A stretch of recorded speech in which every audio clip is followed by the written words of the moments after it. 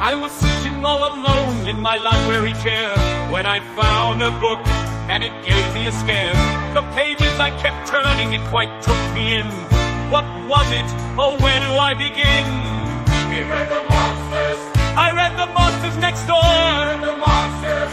It had short stories galore. The monsters. It's full of horror and gore. The monsters. I read The Monsters Next Door.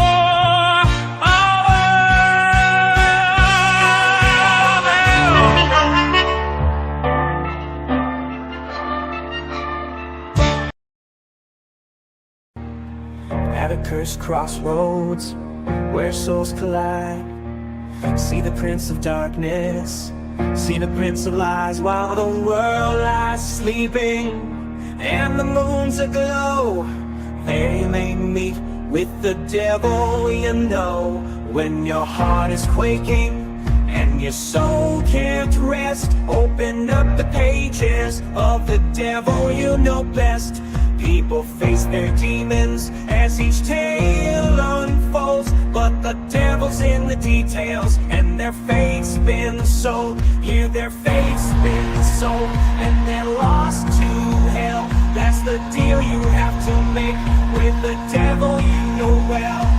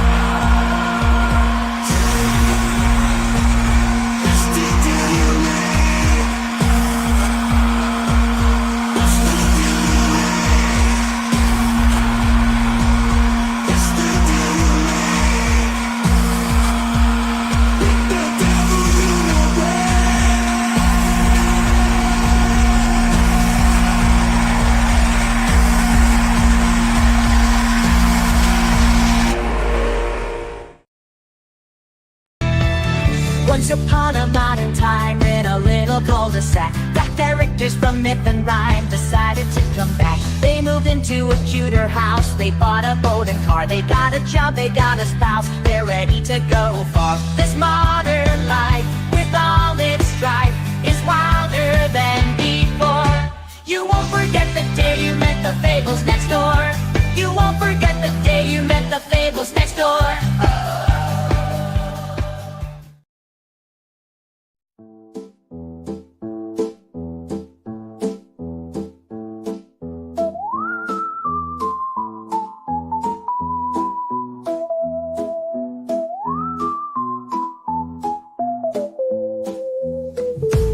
There's a shop on the corner with a sign that glows. Step inside if you dare, where the oddness flows. Ancient whispers echo through the dusty air. Shelves of fallen deities, all beyond repair. Gods and services, mythical merchandise. Gods and services, wanna roll the dice.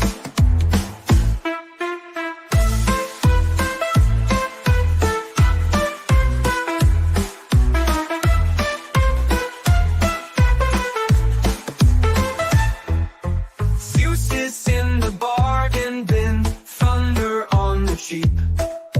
Hades sells for half off while his minions creep. Aphrodite's beauty faded over time.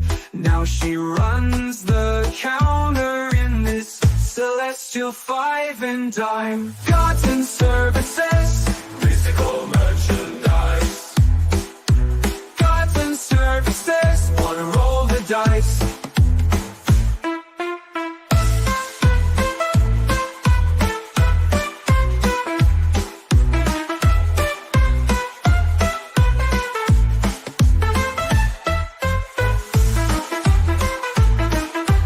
Gods and services,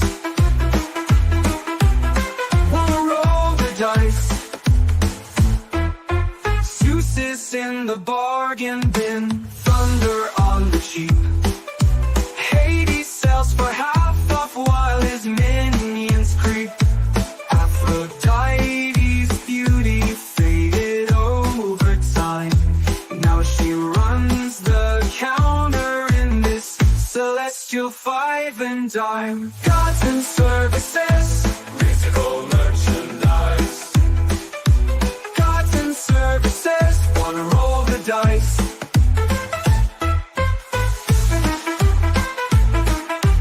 Goods and services, wanna roll the dice. Get the latest fantasy horror anthology, Gods and Services New Location, from Critical Blast Publishing. Available at criticalblast.com or wherever books are sold.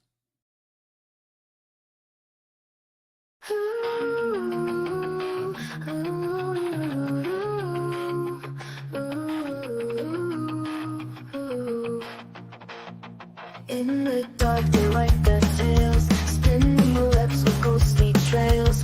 Words so chilly, they prevail. In the night, their echoes wail. In comes Damascus, mic in hand. Horror writers take the stand. Questions deep like shifting sand. In the spotlight, understand. Books of terror, stories flow. Pages turn and shadows grow. Horrors you don't want to know. Welcome to the Damn Show!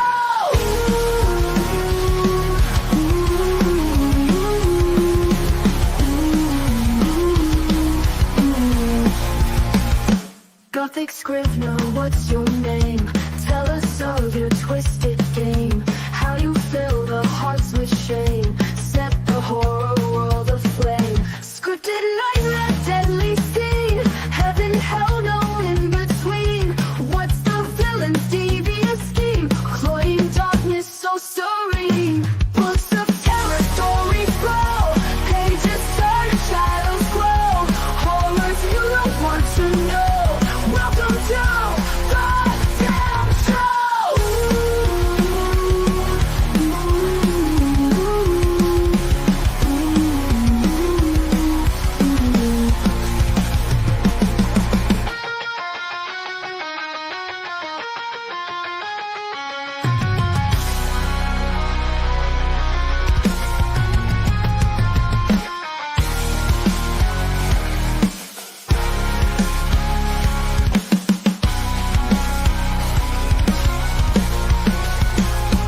Books of terror, stories flow. Pages turn and shadows grow. Horrors you don't want to know. Welcome to the Damn Show!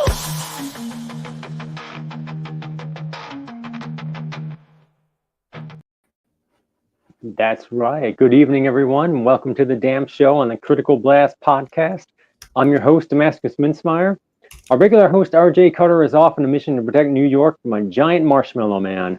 But don't worry, he'll be back tomorrow night with s'mores, hopefully.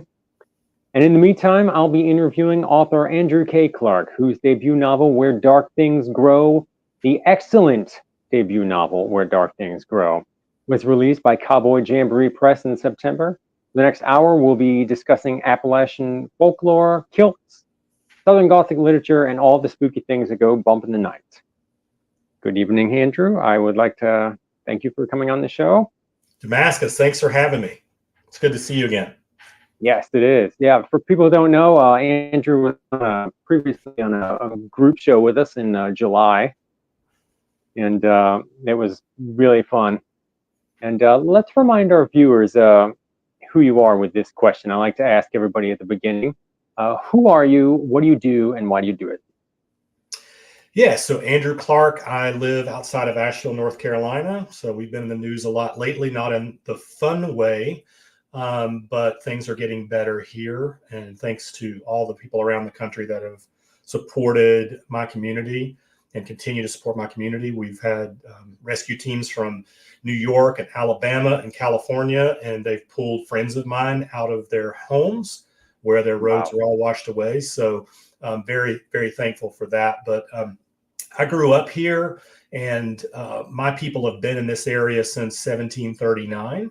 So they came from Scotland and settled in Western North Carolina in 1739. So many generations here. So what do I do, I think was the next part of the question. So I'm a writer. I do have a day gig like a lot of us writers. We have day jobs as well. So I've got a day gig that's kind of a data analytics type role, but I'm a writer and that's my passion. So my first book came out in 2019. It was a book of poetry called Jesus in the Trailer. I've had a lot of individual poems published in journals, a few short stories, things like that. But I published my first novel in September with my press, Cowboy Jamboree Press, and that came out on September 10th. So it's called Where Dark Things Grow, and we're going to talk more about that. But I think I got everything. So who am I, and what do I do, and what was the last part there? Why do you do it? Why I do it. So I think the why is almost something that is a compulsion. So my theory is that the most miserable people that you will meet are creatives who are not creating. So I agree with that. Reflect, on my half century of life, the years in which I was not creating something or doing something creative, like I was not a happy person. So I feel sort of this compulsion to create. And for me, that manifests in writing. But even if I have periods of time where I'm not writing, I'm playing music or doing something else, like I have to have that outlet. And so I think for the creative, there's really not a choice. I agree with that 100%. I know that with myself too. The word compulsion that you use is perfect, because ever since I was a kid, I've always had that compulsion to create, write, draw, something, anything. I was for many years, I was into comics and writing and drawing those, and I've always written prose stories. And it's just, I like how you say there's not really a choice in it, because there really isn't. That's just who I am and what I do. I don't think there is a choice. And my theory about writers is that we are always writing. So even when we're not writing physically at the desk, we are thinking about stories. Up here, yeah. Ideas. So some of my best ideas and moments of kind of breakthroughs in stories have been when I was out doing something like hiking or something like that. And sometimes you need to sort of get away from it to find the answers for like what the next scene is or what have you. Mm-hmm. There's been many times that I've been hiking with my wife and I'm like, okay, chill. I gotta take some notes and try to get them as quick as I can, because you got to get it down when the moment strikes. I do that too. And I also do the same thing you do. Like, I get some of my best ideas when I'm doing something completely unrelated to writing. And usually when it's like some menial thing, like doing dishes, mowing the lawn. Yep. They'll just here they come. And just like you, I'll be like, okay, I got to write this down, or else it's got to get it while it's good. Yeah. But sometimes if you don't sometimes get it down, then you're trying to figure it out later and trying to remember what you wanted, and it doesn't quite come out the same way. No, you got to capture it when it comes. And again, I just think a creative person is that part of the brain is always firing. Again, whether we're consciously trying to write to be published, or if we have no goal at all, it's still there. And so I think, David Lynch talks about ideas sort of like floating in the stratosphere, right? And he talks about meditation and other things to try to get those ideas. But he's like, you've got to grab them while they're there. So when they show themselves to you, you have to kind of grab them and pull them down and use them. And if you don't, they just float away, right? And it's sort of lost to you. So I do think, again, you don't have to be. I feel like writers and all kind of artists, but particularly writers, like we put a lot of pressure on ourselves when we're not sitting physically at the keyboard. But I think we have to understand that this is something that's ongoing. You're going to dream about it. You're going to feel it when you hike or mow the lawn or whatever, and that's okay. That's right. Yeah, I see some of my friends, they'll do that too. When they say they think that they're not being a writer if they're not actually writing every day or something like that. It's like, no, you're still a writer. Yes. The ideas are still there. You write them down when you can. You're still a writer. I agree. I mean, we can talk about discipline and things like that. I do try to put like a few words down every day. If it's 300, 500 words, something like that. So there are things you can do to like help your writing progress. But again, I think we put too much pressure on ourselves, because most writers I know are doing other things. They're teachers, or they have other jobs, and so I think there's something negative to the notion that you turn it into another job, if you will. It's like, I've already got it fucking job, right? So Right. view this as the fun thing, as the outlet, as the release. And so letting myself off the hook and not having sort of pressure definitely helps that. It's kind of like when you try, you always say like if you try too hard, it won't work. But sometimes when you stop trying, Right. it works. So it's a little bit Mhm. like that, I think, if we try to force it and put You pressure on choke. ourselves Yeah, or definitely. use language like, writer's block with ourselves, that just makes the problem worse, right? Mhm. Because we're now creating kind of like a narrative in our minds. True. Yeah, because it's almost like a baseball player when they get up to bat and they put the pressure on themselves to hit that home run, and then they just choke, and then they're out. Right. Whereas if they just went up there and it's like, I'm gonna do the best I can, or maybe like find some way to chill and get in the zone, they're gonna play Yep. better. And have fun. That's the Yeah, other thing. that's right. Because writing's fun. Like the creative person, whether Yeah. you're writing, drawing, playing music, whatever, it's that fun, escapist aspect of it where the creativity really, the juices start flowing. I agree. And again, that's why for me, like I try to always, yeah, I'm doing the work and it's work and all that kind of stuff. It's not that it's easy or anything like that at all, but I have to kind of separate in my mind that this is, the fun thing, like sort of pump myself up and get energized about it. And that works a lot better than if I say like, I've got to pressure and I've got to do this and I've got to produce so many words a day and all that kind of stuff. It doesn't work for me. Yeah, me neither. So tell us about Where Dark Things Grow. Tell us what it's about and how you came up with the idea. Yeah, so Where Dark Things Grow is the story primarily of our protagonist, Leo, who's struggling in 1930s Western North Carolina in the middle of the Great Depression. So his family is struggling. His dad goes missing. He has two brothers that are kind of useless, not really contributing to the family. Leo himself kind of steps up and tries to take care of the family. He's got a baby sister who's very, very ill. We're worried in the novel about what's going to happen to her. And kind of against this backdrop, he feels like the church has sort of turned their back, the community's kind of turned their back. And so he becomes sort of angry at the world a little bit. And in that context, he encounters this ancient wolver from folklore that wolvers are kind of these large wolves that are maybe as big as a horse on all fours, but they can choose to stand up and walk on their back legs. So in this backdrop, Leo encounters one of these and realizes that he can control it. At least he thinks he can. And so he starts off kind of in a benevolent fashion. It's like, I'm going to take care of my family and do things to like provide for the family using this new power that I have. And then one day he goes, oh, some of those people weren't very nice to me. I think maybe they should experience some comeuppance, right? So he goes down a dark path. And at first, revenge is kind of sweet, but soon he realizes he can't really control what he's unleashed. And there's another thread going on in the novel where women are going missing. And so they are being kidnapped. And we find out later that they're being forced to work in kind of an enchanted brothel. And so Leo, actually, his storyline dovetails with that storyline when he realizes a friend of his is one of the women that's been taken. And so he decides, well, I'm going to use this magical power that I have to try to rescue these girls, these women who've been kidnapped. And I should say girls because some of them are pretty young.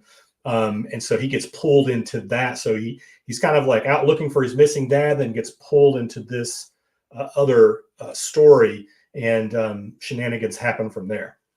Yeah. This was my favorite book that I've read so far this year. I loved how you laid out the dual threads of Leo's storyline, and then you slowly introduce the other storyline, and then they converge. And I love the characters were fantastic. I love Leo as a lead. I thought he was very believable. All the characters were really believable, but he was a very believable lead. I liked it how his background, how he came from like a poor family, and his mother's she's losing her grip on reality. Yeah, today we would say she's struggling with mental illness, but back then they just said she was crazy or she was going mad or something like that. But right. Yeah, so he doesn't have anybody in his corner when we start off the novel. And you asked about kind of the inspiration for the story or why I wrote it. And one thing that I wanted to do with this book is my grandparents grew up in Western North Carolina in the Great Depression. They were teenagers in the Great Depression.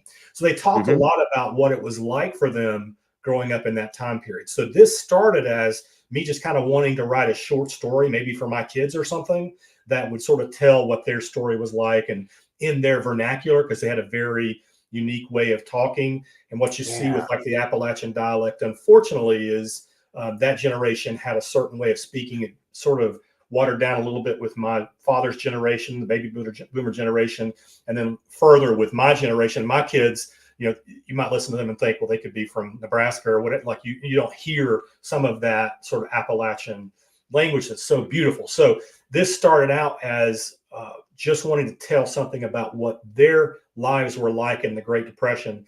And then I got interested in like, okay, so this character is powerless. What would it be like for them to suddenly have all this power? And what would that do to them? Because we do know, you know, we have a lot of sayings for this, but we say, you know, power corrupts. Right? Yes. We say absolute power corrupts absolutely.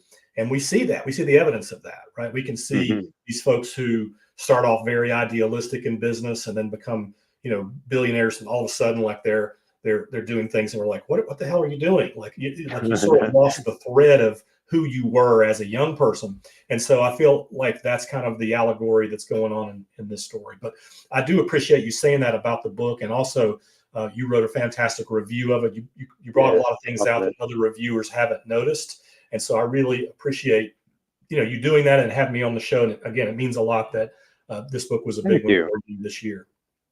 Yes, I did notice the major theme about power, because Leo, once he starts using the Wolver's power, he does sort of change. He becomes, at the beginning of the book, he's very sweet-natured, but he does become a little bit meaner as he goes along, and especially with his relationship with Lilyfax.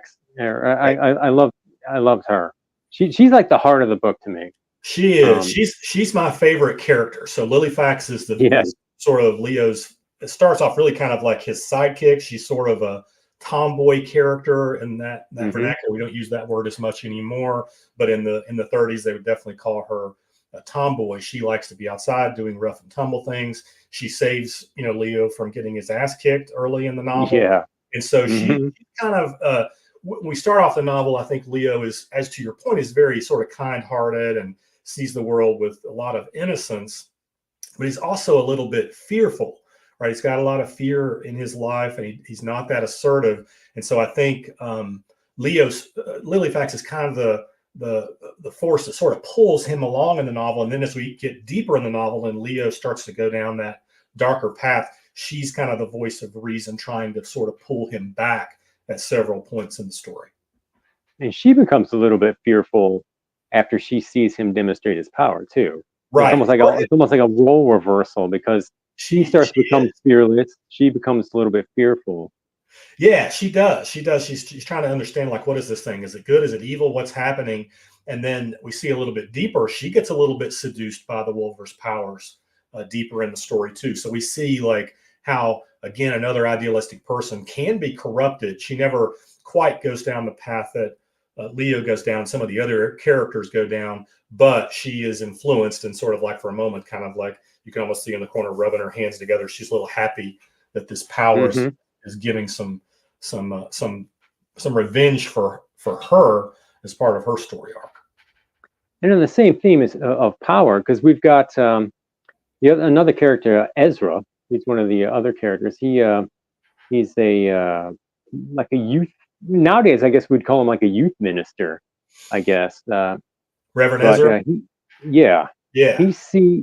He sees the Wolver as like, he's really seduced by its power, and also by he sees the villains in the story, and when he sees them, he doesn't see them as something bad. He sees them, he becomes enchanted by how strong they are. And there's a thread that at the end, that could lead into a potential sequel, I see, where he kind of is lured to the dark side almost. Right. So Ezra is kind of that sort of philosophical voice in the story. So as we see that, Leo goes on this journey to find his father, and then they go on this journey to try to rescue the girls that have been kidnapped by the villain of the story called the Blue Man. Ezra is always kind of like the seeker. He describes himself as the seeker. So his interest in things like religion and philosophy and so forth are in the beginning, we don't really know what his interest is, but over time we see like, he wants to adopt and learn these things and have these powers. He's very envious of the powers that the evil folk, the villains have.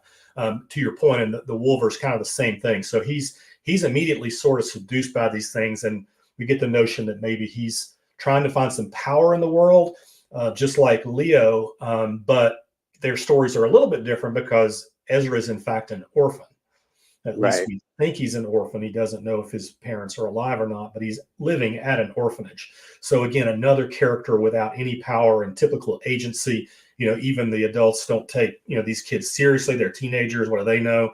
And so Ezra, to your point, he's kind of that seeker in the story, always trying to find the answers. And he thinks he's going to find it. If I just go to this church, I'll find the answer, or talk to this person, I'll find the answer. And then when the villains emerge, like maybe they know the answer, right? So it's not really like a faith thing. It's more of a seeking power thing almost. One thing, because I remember we touched a little bit on your previous show, the Southern Gothic influence. And Ezra reminded me, if we talk about like Flannery O'Connor, he reminds me of like the character in Wise Blood. Like he's that same sort of feel to him. I think so. I obviously I'm a big Southern Gothic fan. I read all of the classics, the Flannery O'Connors, the William Faulkners, all those things, and then the more modern Southern Gothic, which I would say is writers like Jesmond Ward, people like that. Toni Morrison would definitely put her in that camp. She didn't live in the South, but her ancestors came from the South, so she was kind of influenced in her storytelling. But there's ghosts and all those things in her work as well. So I love that, and I claim that sort of ancestry. A friend of mine who blurbed the book, Taylor Brown, he is a great contemporary Southern Gothic writer. He has a book called Gods of Howell Mountain that is just fantastic if you like that genre. But he, in blurbing my book, he called it Appalachian Gothic. And so I like that distinction because it is Southern Gothic, but there's something sort of unique in terms of, I think that, Southern Gothic, if you look at, Andy Davidson, the Boatkeeper's Daughter, sort of the Louisiana Bayou kind of story, right?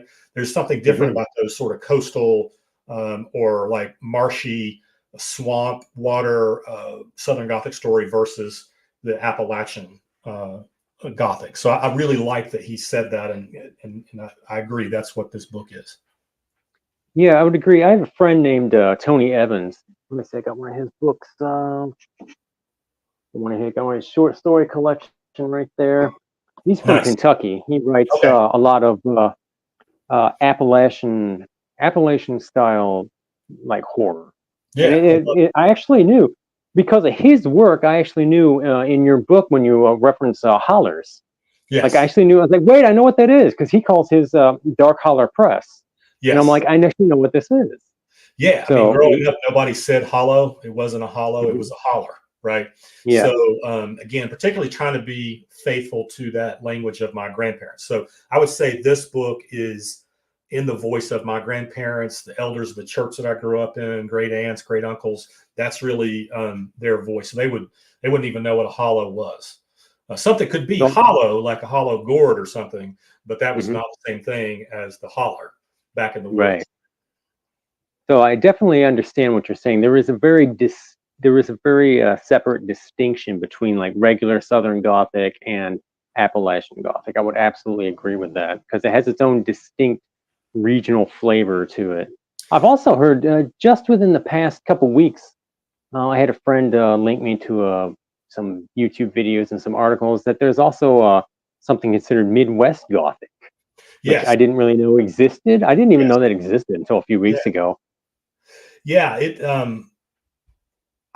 definitely. I've read some books that kind of be in that genre, but even like Cormac McCarthy, you could argue that he starts off, his first books are set in Eastern Tennessee where he grew up, but then his books are set in Texas, a lot of them in Mexico and things like that. So it's almost like a Southwest Gothic. He keeps a lot of the same sort of tropes that you see in Southern Gothic. So it's things like the, odd characters, and then sort of like the crone type characters, the older women who are seeing things like that, kind of like the widow in my book. So he has a lot of those tropes in his fiction, even the last few books that he wrote, which I really enjoyed. And so there's almost this migration from what we might call Appalachian Gothic to Southwest Gothic with him, which I think is interesting.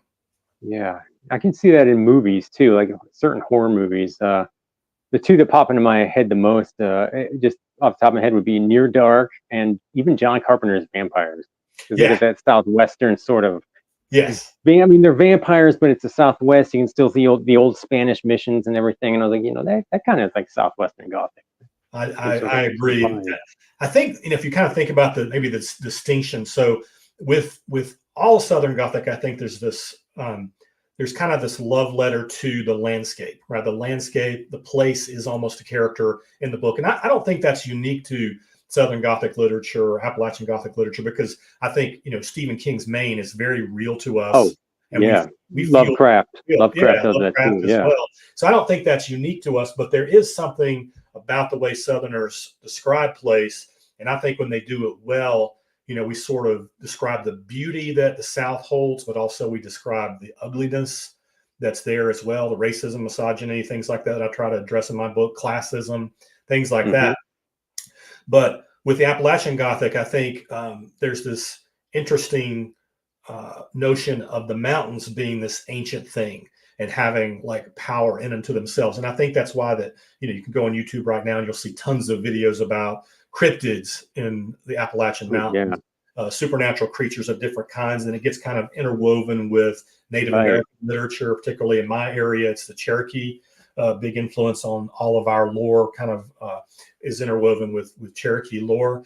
And so, but because I think this mountain range is like the oldest on the planet, right? There's this kind of view that they are mystical and sort of unknowable in some ways. So my grandmother would say things like, there's things in the woods that nobody's ever seen. She would just say stuff like that. And, so there's that kind of idea of this almost supernatural element to the landscape that comes into our literature, I think. Yeah, I can definitely see that. As RJ pointed out, Mothman. That was like the one that always first comes to mind right there. Yeah. Okay, so let's hop in the DeLorean. What kind of kid were you? What kind of kid were you growing up? Yeah, so I was a nerdy kid. I guess somewhere around the 6th, 7th grade, I started reading Tolkien, started reading C.S. Lewis, very much into like all those fantasy novels. I also had this weird sort of like interest in biographies at that age, which I didn't have any friends that were like reading biographies of like Franklin Roosevelt and like Churchill and shit, but I read all the ones in the book. I mean, in my library, I would get every book they had on Churchill and I would read all of them. And so I was just kind of a nerdy kid in that way. I did play some sports, so fit in a little bit with that crowd as well. But I was like a symphony kid. I played the violin. I was always kind of a creative, always sort of writing and things like that. Particularly as I got into high school, I sort of got serious about trying to like write poetry and things like that. So yeah, that's the kind of kid I was. I always kind of describe it as like I was on the cusp of different groups. So maybe like the diplomat would be a role that I would say that I fit. So like I was on the kind of cusp with the popular kids, on kind of the cusp with the academic, geeks or whatever. And then I could fit in with like the chess club and then the goth kids later. So kind of a little bit of a nomad, I think. And I think that it's probably true as an adult too, but definitely in school. I had a little bit of that. I was a little bit like, really, I never was good at sports, but I was definitely the creative kid and kind of like the misfit. But I understand, I kind of get the whole thing. I was like on the cusp of a whole bunch of different groups. I could float freely amongst amongst many different groups. Yeah, like I played baseball, so I could kind of like be with the athletic kids, even though I wasn't, stellar by any stretch of the imagination. But I could just kind of like, I could hang out with that group and be okay. But then, like, I could be just as comfortable with the goth kids and talking about the Misfits, latest Misfits album or whatever. Yeah, definitely. So yeah, just weirdo may be the best way to describe it, but I'm not ashamed of it. It's all good. Yeah, I was the same way. I was never. I always let the freak flag fly. I couldn't help it. But I remember when I was that age, I used books and comics as it was very much an escapism thing. Like that was I would retreat into those worlds because this world sometimes disappointed me a lot during that time. So Absolutely agreed. And I grew up in a very sort of religious fundamentalist background, and so that comes through a little bit in my work. And I've had a few readers say like, "There's a lot more religion than I want in my books." It's like, hey, totally understand it if you've got trauma or something, but I've got to write about it. So the way I've dealt with my trauma is to write about it. And so, of course, yeah. I would agree with you that sort of like these books, particularly like the Lord of the Rings books and C.S. Lewis books, things like that, were sort of that escape. And then later, just like Star Wars and things like that. Yeah, they were sort of my escape from that reality and trying to sort of, have my own thing, if you will. Yeah. I think there's something that a lot of creators, whether they be authors, artists, musicians, movie makers, whatever, they almost don't understand how important the things they make really are to people like you and I. Yes. When we're growing up or you're going through something and that escapism, I mean, it becomes so important. Like you can just really get into it and it becomes very vital to your existence. And I wonder how many creators out there really know how important they are to their fans and things like that, because it really is a big thing. Yeah, I agree. And it's kind of like albums that are maybe important to us as we're growing up or even as adults. Certain songs speak to you, certain albums speak to you. So I don't know if they're fully aware, but I think if you have something as successful as C.S. Lewis, I'm sure he knew that, it affected a lot of people. But I agree with you. It's like these books that come into your life, like Stephen King coming into my life at a pivotal age, Anne Rice coming into my life at a pivotal age, like they changed me forever. And then same thing with certain albums that I listen to. 9 Inch Nails is a band that changed my life, right? I agree with that. I saw a question in here from Southern Mama, and she's like, "Do you think the Wolver would tempt me?" Yes, it would tempt me, and I would be. It's sort of like I'm one of these people that I think Leo and I share the fact that we feel like justice is very important, particularly like early Leo before he gets kind of corrupted. And so if I had the opportunity to sort of create justice where there's unjust circumstances in the world, there's no doubt I'd be tempted, and I would definitely use that power. So yes. Yeah.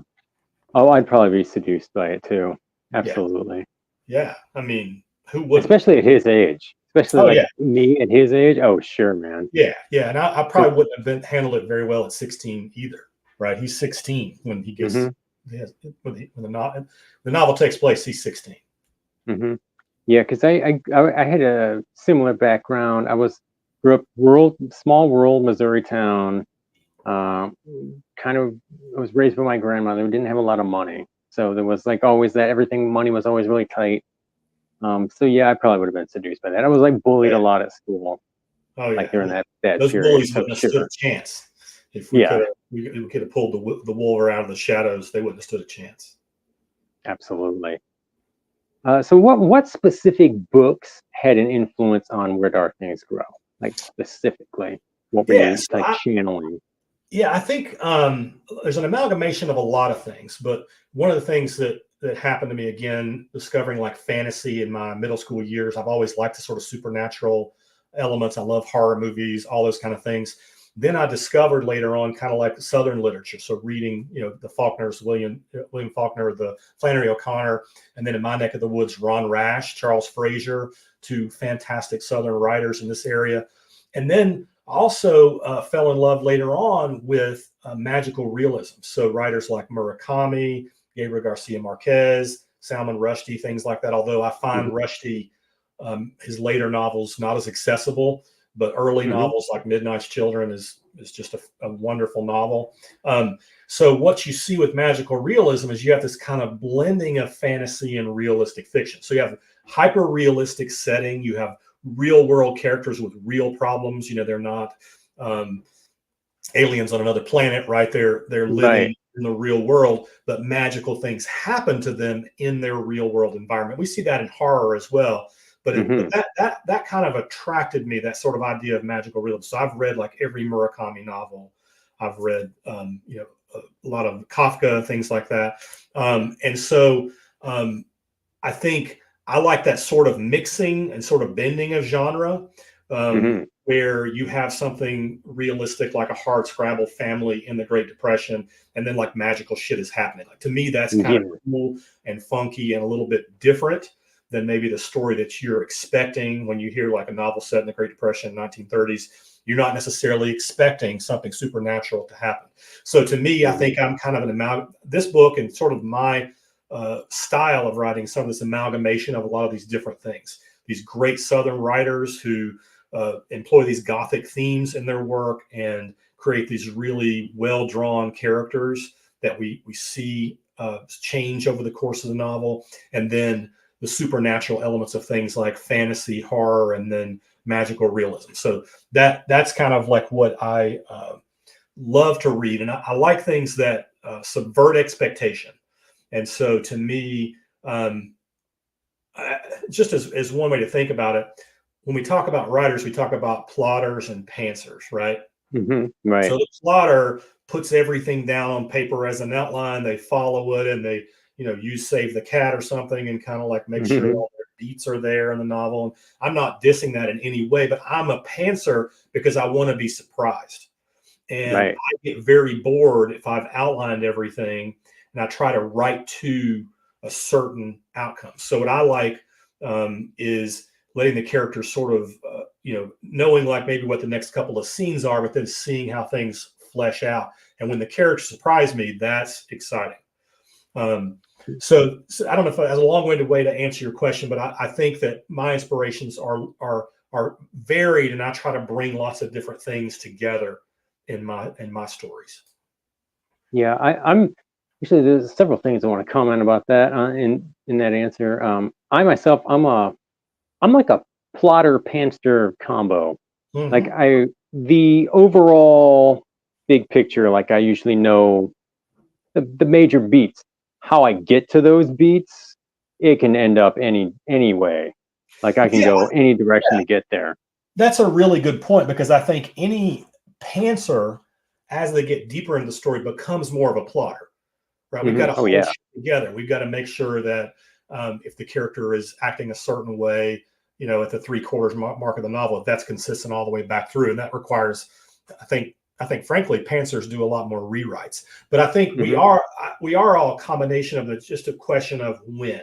So to me, like the plotting right up front, and I don't even necessarily mean that I don't know maybe what an ending might look like, but just the sort of like trying to plot out every single beat all the way through, that takes a lot of the joy out of it for me. Yeah. Like I want to be surprised. Like some of the shit Leo does in the novel, I'm like, holy shit, I didn't think he was going to do that. Right.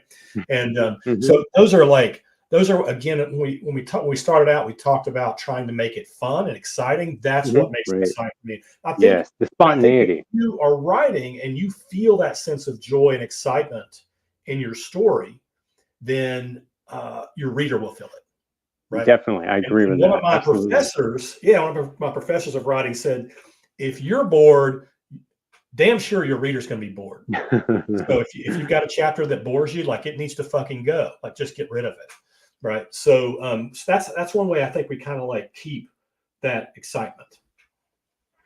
Yeah, I agree with that.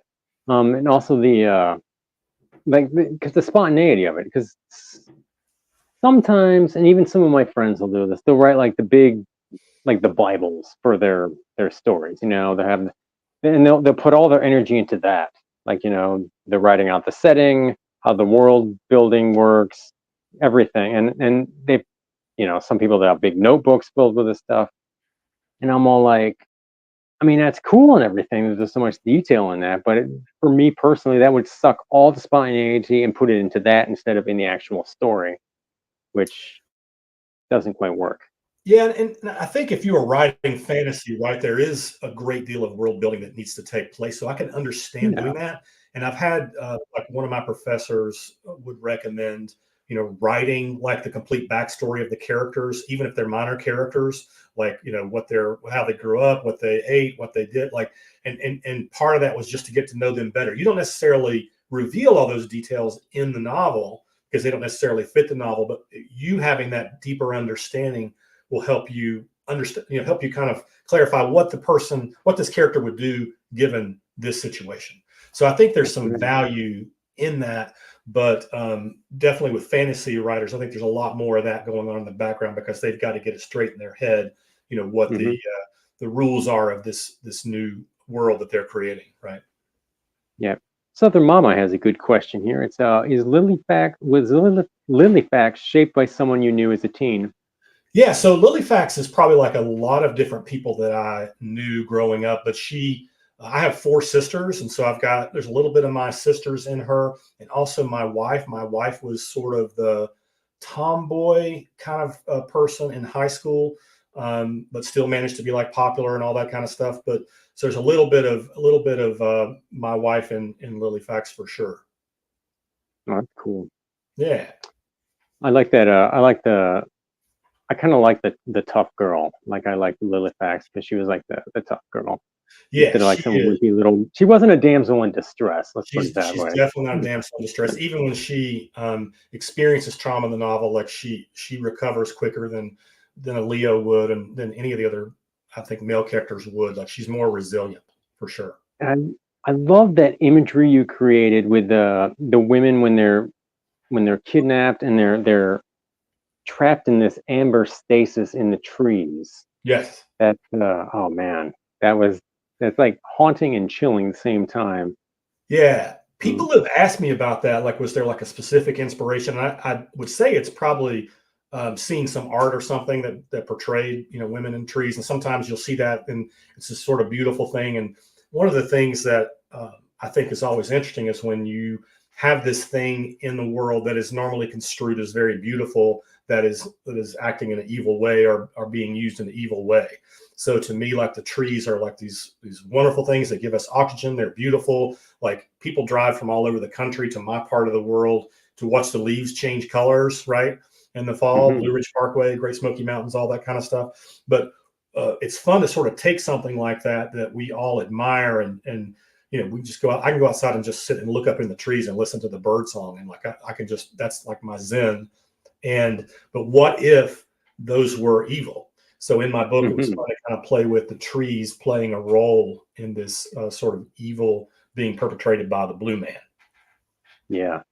The only thing that even comes close to that scene, there was, have you ever seen the old Universal movie, The Black Cat, in 1934 with Bela Lugosi and Boris Karloff? I don't think I have, but I mean, I may have. I don't recall it.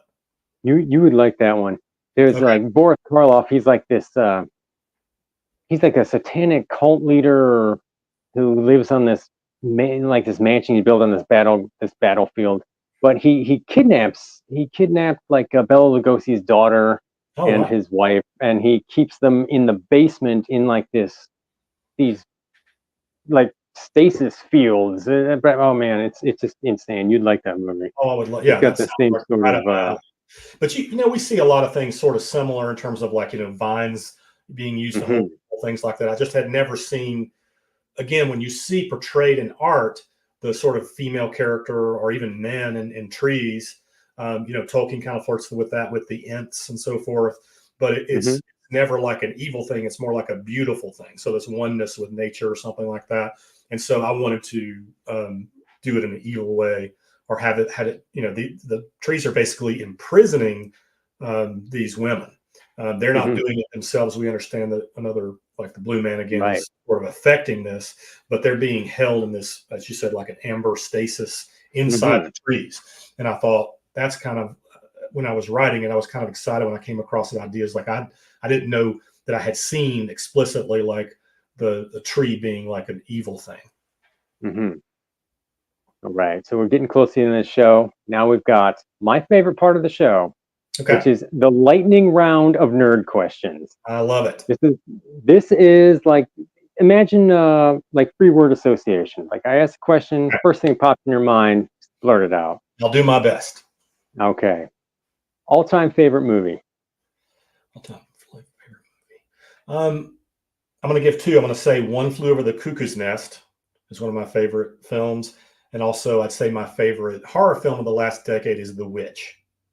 Oh, that's a good one. Black Phillip, man. Love that film. Want to write something like that set in Appalachia at some point. I'd like to. That would be good. Yeah. Yeah, Pumpkinhead, man. Yes. What was that? Hag. It's Sure. a witch, man. Oh, Yes. Ed Harley. Oh, that's one of my favorite witches ever was in Pumpkinhead. Yeah, for sure. That's Appalachian Gothic right there. It is. I need to rewatch that. Yeah. That's a good movie. Yeah. Okay. Favorite guilty pleasure movie? You know, the one that's not that good, but you love anyway. Yeah. So I'm gonna give a really old one here, so my Gen X folks will get this. But there's a movie called Some Kind of Wonderful, which was one of those John Hughes films in the 80s. And I had this massive crush on Mary Stuart Masterson. So that would be like a guilty pleasure that every once in a while I kind of pull that thing out and watch it. But yeah, Some Kind of Wonderful, John Hughes. If you haven't seen it, it's definitely worth a watch. It's Mary Stuart Masterson and Eric Stoltz and some other characters you'll recognize from 80s films. Yeah, I remember that. I'm a big John Hughes fan. I love all the I like John Hughes. I like a lot of his movies, but that one's kind of the guilty pleasure because it's kind of like a hokey romance kind of thing. And yeah, I totally dug it as a teenager and dig it now just as much. Okay, favorite TV show all time. Favorite TV show all time. So I've got to give you two again. So Peaky Blinders would be one, and then 6 Feet Under, so HBO series, which is was a good show.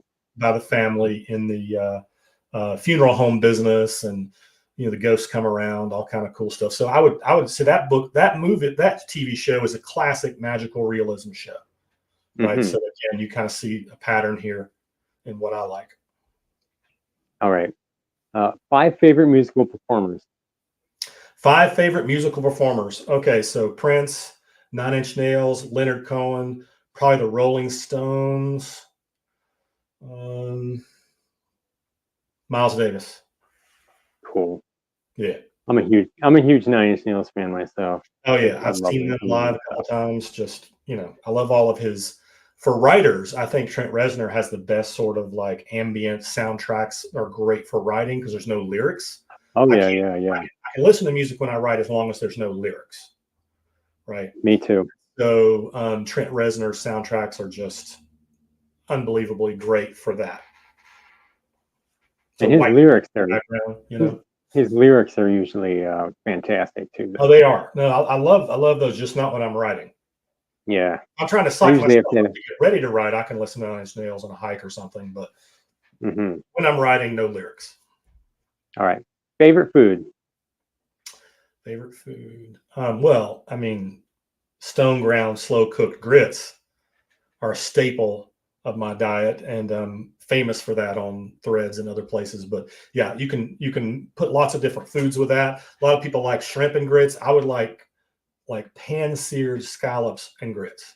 That sounds good. Perfect dish. Yep. Perfect dish. Favorite junk food. Favorite junk food. Probably like popcorn with like I try to eat it a little bit healthier now. I put like olive oil on it, but I would really rather just melt plain old butter on it, a ton of salt. So I'd say that's probably my junk food. Right. Favorite Halloween candy. Favorite Halloween candy. I like Heath bars. So they're like the sort of toffee, kind of a little bit of a coffee flavor. So I like those, and I like black licorice. Oh, I used to not like black licorice until a few years ago. And I don't know. That's because your soul has gotten darker. You've come over to the dark, and the black licorice speaks to us, right? So yeah, no, I love it. Oh, love it. But yeah, I really like black or licorice now. Yeah, I like it It's salted. Like Trader Joe's has this salted black licorice. I've the read that you best. shouldn't eat too much of it because it can like dehydrate you. Yeah, But I had great. this one time. I had a friend send me some. It was black licorice with like spicy chocolate, like salted spicy chocolate on the Oh, outside. well, that's perfect. Oh my God, it was good. Yeah, That was like the best. And I was like, wow. yeah, right up my alley. All right. First celebrity crush. First celebrity crush, probably Lisa Bonet on the Cosby Show. Oh, cool. And I still have a crush on Lisa Bonet, so that hasn't gone away. But that was probably my first. Yeah. Funny thing about those first crushes, they never really do go away. Mine was No. Sarah Michelle Gellar, and Oh, still yeah. Sarah Michelle Yeah. Gellar. Yeah. Like, Yeah. it doesn't matter. No, it stays with you. Yeah. Okay. Hollywood options where dark things grow for a movie. Who directs and which actors would you love to see in the lead roles? Who directs? I mean, I would love David Lynch to direct it, but thinking a little more contemporary. Is it Roger Eggers that did The Yeah. Witch? Robert Robert, Eggers from The sorry. Witch. Yeah. So give me David Lynch or give me Robert Eggers. That's kind of my Yeah. sort of dream That scenario. would be good. I can't wait to see his Nosferatu. Oh, I'm so stoked. He Yeah, hasn't done a bad film as far as I'm concerned. I know. Yeah. Okay. Related question. Yes. A biopic is made of the life of Andrew Clark. What's the name of the movie and which actor plays you? Oh my God. I don't know that like it would be that exciting because like here's the son of a bitch sitting at his computer typing again. I don't know. I don't know who would play me. Maybe the person that might play me at my age now. Like I always got a comparison to I'm drawing a blank on the guy's name, the Negan character in The Walking Dead. I forgot his name. Oh, Jeffrey Dean Morgan. Yes. So maybe Jeffrey Dean Morgan. I think he could pull off the beard, all that kind of stuff. He would need to. That. In the last few movies, he's kind of thin. Like he would need to get a little thicker, right? Mm-hmm. Do that. But yeah, I think Jeffrey Dean Morgan. But they'd have to embellish a lot because again, it would be a lot of like me sitting in front of the computer, and I don't know if that'd be that exciting. So there are lots of there's lots of lore they can excavate in terms of like when I was younger and like this involves like a lot of people's moms and aunts and things like that. That would be cool. Okay, what's the first Halloween costume you remember wearing as a kid? The very first one I remember wearing was an astronaut costume. So I still have pictures of me in that astronaut costume. I thought astronauts were fantastic, and yeah, so that's the first one I remember. That's cool. I think I was a cowboy. Well, Missouri, right? You said Missouri. Yeah, right? exactly. Okay. Yep, that's right. Yeah, I mean, that makes sense. Okay, you're stranded on a deserted island. What 3 things do you take with you? Stranded on a deserted island, what three things do I take with me? Well, I would take my laptop if there's going to be electricity. If not, I would need like a typewriter, but you're eventually going to run out of ink. So maybe I just want like paper and pencil and learn how to write again where it's legible. So paper, pencil, and again, if I had a way to charge devices, I would need my music. I don't necessarily need my cell phone, but I need some music. Okay, cool. Favorite vacation spot? Favorite vacation spot. My wife and I went to Scotland for the first time this past April, and that I would say that's my favorite. I felt very comfortable there. I love the weather. Everybody else is bitching about the raining and the haze and all that. And I'm like, this is awesome. It's just like golf 24 hours a day. It's great. So yeah, I would say that's my favorite so far. Yeah, for sure. I mean, other places I've been, I really like Toronto was really, really cool city, like a very polite New York. Everybody's polite, being the policemen and like public transit workers. Like in New York, they tried to make eye contact with you, and there they were looking at you and like very friendly. So Toronto was really awesome. Oh, cool. Okay, you meet your 13-year-old self. What advice do you give the younger you? I think I would try to lecture younger me on what we talked about earlier about creatives. Creatives must create. The most miserable human being is a creative who is not creating. These are the people that, as I did, as other people have done when we've sort of not had that in our lives, is like that's where the opportunity for substance abuse and other things to happen, to sort of self-medicate or try to like fill that void. So for my 13-year-old self, I would lecture them like to not let that ebb out of your life. I agree with that. Yeah. Okay. You find that genie's lamp. What 3 things do you wish for?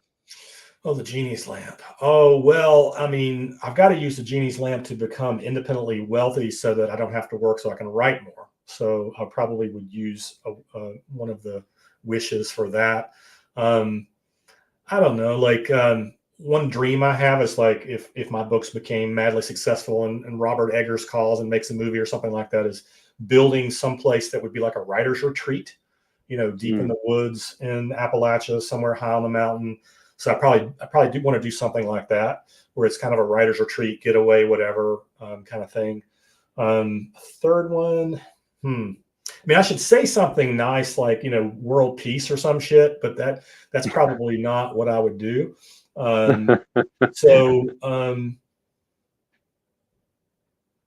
Yeah, I mean, probably just more like time to be in a creative space, travel, things like that. So just more like time, independence. And again, it's not really about money. Like, I'm not materialistic in any way. I don't think I would ever even if I had a lot of money, I wouldn't live in a materialistic way. Like those things just don't fucking do much for me, but I probably would travel a lot, and I would enjoy like having the freedom to, go to Scotland or go to Germany or something and work on a project, living in a castle for a while or something weird like that. Yeah, that sounds good to me, because I'm the same way. Like time is like the most valuable thing to me. It like, is more than money, more than anything. That's right. More than anything. That's right. And the people that piss me off the most are the ones that like waste my time. I don't even care about the money. It's the people that waste my time. It's like, dude, I've probably got a certain amount of time, and I don't know how much time I've got. Everybody's got a certain amount of time in life. You don't know how much time it is. Don't waste it. Yeah, I agree. And, I think, again, we've got to watch that sort of tendency we have about like hustle culture. Like I should always be doing something and be productive, because there's not that much time left. So sometimes time, like it's just spent doing nothing, is like the best time, because you're sort of centering yourself and, finding yourself in a way. So it's not so much like filling all your time up. But I used to have a friend who would say, like, I'd ask him what he's doing. He's like, I'm just killing time. And I used to think, like, how the fuck is that? Like, how is that a thing? Like, I've never felt that way, right? Like, I've always had something to do. And when I had the freedom to not be working or doing something else, like, I wanted to go and do something creative, or just go listen to a band, or go to a jazz club, or just whatever. Like, I didn't understand the notion of like, I'm just killing time. Like, I can't relate. Yeah, I get that. Yeah. So what's next for Andrew Clark? So what's next for me, and it's kind of an exciting thing for readers, the sequel to Where Dark Things Grow is coming next September from Quill and Crow Publishing House. And so it sort of worked out nicely. Readers have 1 year to wait. As you know, if you've ever read sequels, a lot of times there's 4 or 5 years in between. And so I'm super excited about that. That one, what I would say about that book is, this book, Where Dark Things Grow, is in the voice of my grandparents and set in the 1930s in Asheville, right? So Where Dark Things Rise, which is the sequel coming next year, is set in the 1980s. And so it's very much the sort of like language of my teenage years and experience of my teenage years. And we do have, it's a loose sequel in the sense that if you read and you haven't read the first one, it's not going to be the end of the world. You won't be totally lost. But we have some overlapping characters. So as you mentioned, there's a bit of a cliffhanger or a tease at the end of Where Dark Things Grow. We see how that plays out in the next book, Where Dark Things Rise. So that's kind of like what's immediately coming for me. I'm also working on a third novel and a second poetry collection. So I just need to get done editing these. I had spent a lot of time editing Where Dark Things Grow when I sold that book. And then having sold Where Dark Things Rise, the sequel, you go into editing mode there. So I just need to kind of like get some of that stuff done so I get back into the drafting world and creating. Excellent. I can't wait for Dark Things Rise. That sounds really, really cool. Yeah, I think Okay, it's fun. I think if you like sort of like 80s horror, 80s stories, like you'll dig this book because I think Yes, it's been I nicely do. there. So yeah, so a lot of readers, I think it may be a little even more accessible because they can relate to it a little bit more than maybe 1930s, Appalachia. This is 80s Appalachia. So Ah, yeah, awesome. yeah. Yep. Any shout outs you want to give? Shout outs. I mean, I could give a lot of shout outs, but I maybe just to mention a couple of writers that I think a lot of people should read. A lot of people that I connect with online and probably listen to your show are writers. So I would say Andy Davidson is a horror writer that everyone should read. This is The Boatkeeper's Daughter. He also has one called The Hollow Kind. So he is a Georgia-based writer. So if you like my work, I think you would really dig his work, and I think everybody should read. So The Hollow Kind and The Boatkeeper's Daughter. And I would also make a plug for, as we were talking about Southern Gothic literature, to me, like Daniel Woodrell is one of the best. Okay. So he has a book called Tomato Red, and he has a book called Winter's Bone, which a lot of people have seen the film. Winter's Bone, that book has the best opening chapter of any book I've ever read. And so what he is genius at, like a lot of people read my work and say, like, you capture a lot in a short space. And I'm like, well, okay, if you think I do a good job of that, read Daniel Woodrell, because that's where I learned it, right? Is reading and rereading and studying his work and writing about it for my master's thesis and stuff like that. So Daniel Woodrell, Winter's Bone, Tomato Red, Andy Davidson, Boatkeeper's Daughter, The Hollow Kind. And then I did mention Taylor Brown is another great Southern writer. He lives in Savannah, but grew up on the Georgia coast and also lived in Wilmington for a while. But he has a book out right now called Rednecks, which is about the coal mining wars in West Virginia and Kentucky in the 1910s, between World War I and World War II. And it's a fascinating look at American history where there's actually the government fighting and killing its own people over these and then corporations hiring, henchmen. It's like they're literally shooting each other with machine guns and things like that. So this is history that actually happened. But Taylor Brown is such a good writer that, it's a novel, right? You definitely get all the history and you see all these characters, but he pulls them out and it's just a marvelous story. And then he's got a book called Gods of Hell Mountain that is quintessential Southern Gothic. So whereas Rednecks is more like, say, historical fiction, Gods of Hell Mountain has got that sort of like hint at supernatural and that sort of deep, spooky Southern Gothic vibe. Oh, that's awesome. So where can people find you online? Yes, if you go to andrewkclark.com, you can see like all of my information about the books I have out, my poetry book, and then Where Dark Things Grow, and then, read about what's going on with me, events and things like that. So andrewkclark.com, there's no E on Clark, but what's fascinating is when my people were in Scotland, we had an E. So somewhere along the line, we lost the E. We were Catholics in Scotland. We had an E on our names.